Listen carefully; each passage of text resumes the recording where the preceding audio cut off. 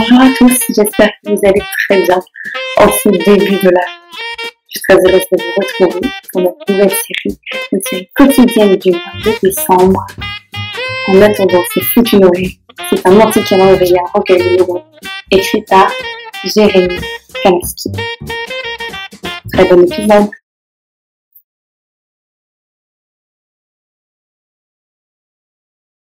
« 2 décembre, sacrifice pour une messe noire. » Le père François se trouvait à l'intérieur du commissariat d'une ville moyenne d'Haïti. C'était un missionnaire français d'une 50aine d'années, chauve, avec un peu d'embonpoint, qui était venu sur l'île afin d'aider les survivants du séisme de 2010. Assis à une table au milieu d'une pièce vide, le religieux était en état de choc. Mais se regardant dans la vitre teintée en face de lui, son sang avait séché sur son visage. Le père François fut rejoint par l'inspecteur Bicinte. Celui-ci, transpirant à cause de la chaleur et de l'humidité de la nuit, malgré un ventilateur fatigué au plafond, apporta un vieux magnétophone qu'il posa sur la table. Il secoua le haut de sa chemisette trempée comme une tentative vaine de se rafraîchir et appuya sur le bouton enregistrement du magnéto. L'enregistrement a commencé. Je vous écoute, mon père. Le religieux tremblait comme une feuille morte, un comble lorsqu'on vit sous le tropique du cancer. Il avait aussi du mal à respirer. La peur se lisait aussi bien sur son visage que sur ses mains crispées. Il s'éclaircit la voix. Je suis le père François. Mon nom complet, c'est François Hernandez. Je suis un missionnaire chargé d'aider les plus démunis à Haïti. On a... Prenez votre temps. Respirez profondément et reprenez. Ce qu'il fit. On a voulu me tuer. La crispation de ses muscles faciaux se mua en tristesse qu'il cacha entre ses mains rigides.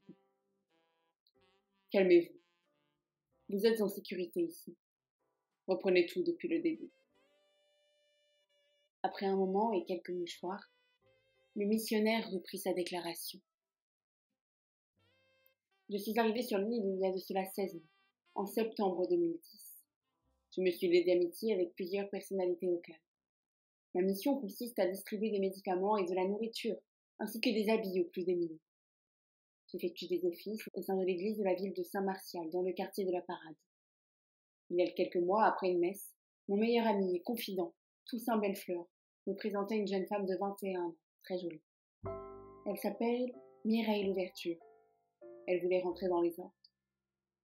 Lors de nos rendez-vous, je lui demandais ses motivations pour vérifier ses convictions profondes, pour sonder sa foi en Dieu, en le Christ Sauveur. Mais plus je l'interrogeais et plus j'eus hâte de la revoir. Je tombais amoureux, et je n'ai rien fait pour l'empêcher. J'étais comme au bord d'un abîme, dans lequel je me serais jetée avec joie, tout en sachant que Dieu ne me le pardonnerait jamais. Les flammes m'étaient promises au fond du gouffre, mais je m'en contrefichais.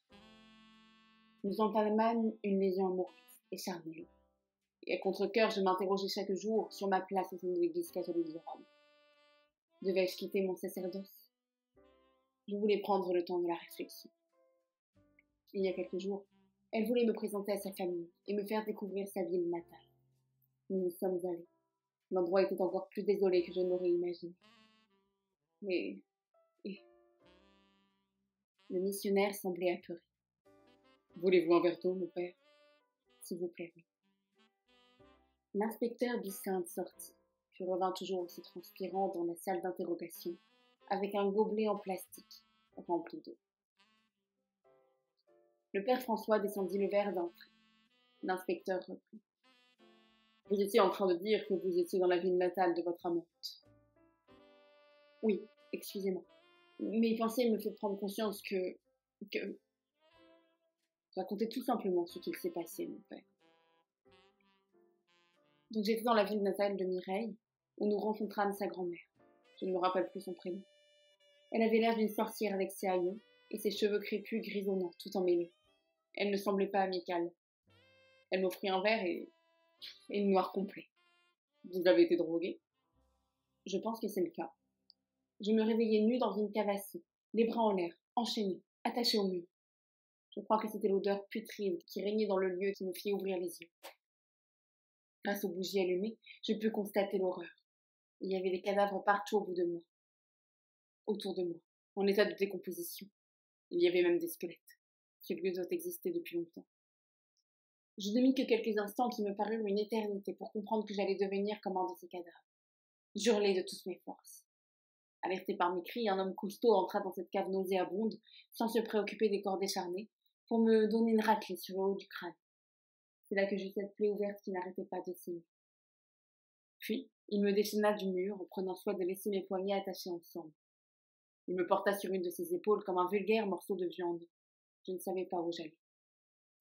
Il marcha dans une forêt noire au milieu d'un sentier où de chaque côté étaient disposées des bougies allumées qui fondaient sur des crânes humains. Puis il n'y eut plus de tête de mort. Le sentier laissa place à un endroit plus grand, une petite clairière au milieu de la végétation dense et humide. J'eus du mal à voir avec le sang qui coulait sur mes yeux quand je relevai la tête, mais je pus distinguer des ombres au début, puis des silhouettes capuchonnées, au moins une centaine. Je ne vis pas leur visage. Enfin, l'homme qui me portait me jeta sur un amas de bois et m'attacha à un poteau. Ce devait être un bûcher. Je me rendis compte que je tremblais comme jamais. Je ne pus pleurer même si je le voulais. Je priai Dieu de m'absoudre, d'essuyer mes péchés, notamment d'avoir succombé à la tentation de la chair, mais surtout pour avoir douté de lui. Comme punition, il me jetait dans les bras du malin. Puis, une petite personne vint près de moi et se décapuchonna. C'est la grand-mère de Mireille. Elle tenait dans la main un poulet qu'elle égorgea aussitôt d'un long couteau et fit couler le sang de l'animal sur moi. Je vis ses yeux. Elle était excitée, en transe. Je n'avais jamais vu ça de ma vie. Un regard qui glacerait le sang même au plus endurci.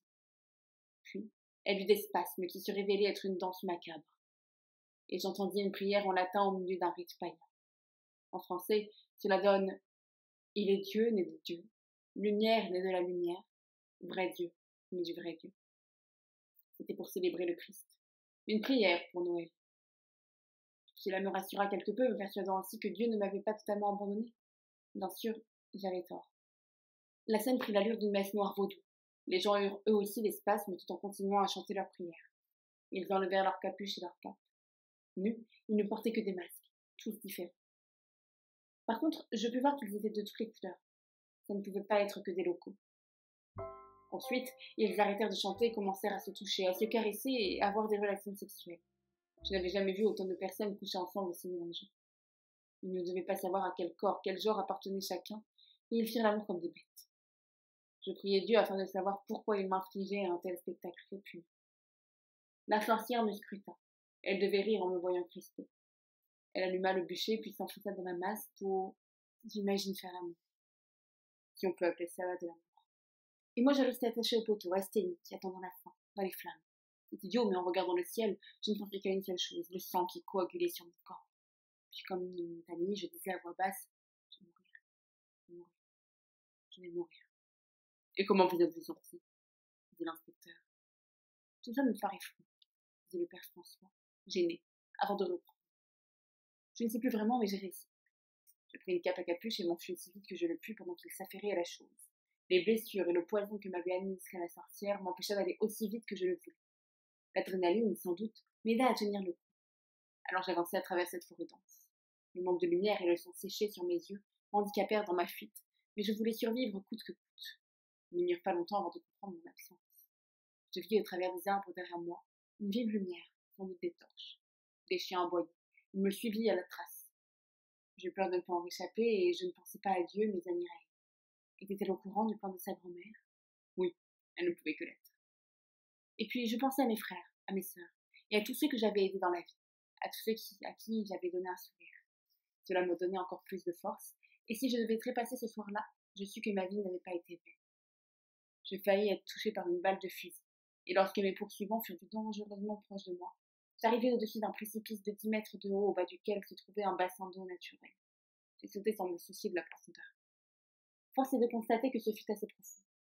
Je me laissai transporter par le cours d'eau jusqu'aux mangroves et la mer. Et me voilà au poste de police, devant vous. Il faut me protéger, inspecteur. Très bien. Nous avons assez d'éléments pour vous protéger et demander un mandat d'arrêt auprès de Mireille Louverture. Merci, inspecteur. L'inspecteur Bicinte, toujours aussi transpirant, sortit de la salle d'interrogation et entra dans la salle d'à côté où se trouvait le commissaire qui avait suivi la scène à travers la vitre teintée. Alors, qu'est-ce que vous en pensez, commissaire? Dit l'inspecteur. Je pense que c'est Toussaint Louverture, son meilleur ami. Celui qui l'a présenté Mireille Louverture qui l'a aidé à s'en tirer. Il ne veut pas le mettre en porte-à-faux avec son témoignage, mais c'est lui, c'est certain. L'inspecteur et le commissaire regardaient fixement le père François à travers la vitre teintée. Le commissaire brisa le silence en disant à l'inspecteur de Sainte « Ramenez cet enfoiré à la grande prêtresse ». Le commissaire faisait allusion à Catherine, la grand-mère de Mireille. Il reprit. « Je t'avais dit qu'on allait les récupérer. Il sera fin prêt pour le sacrifice de Noël. »« Ouais, il m'en aura fait transpirer, ce... » répondit Vicente.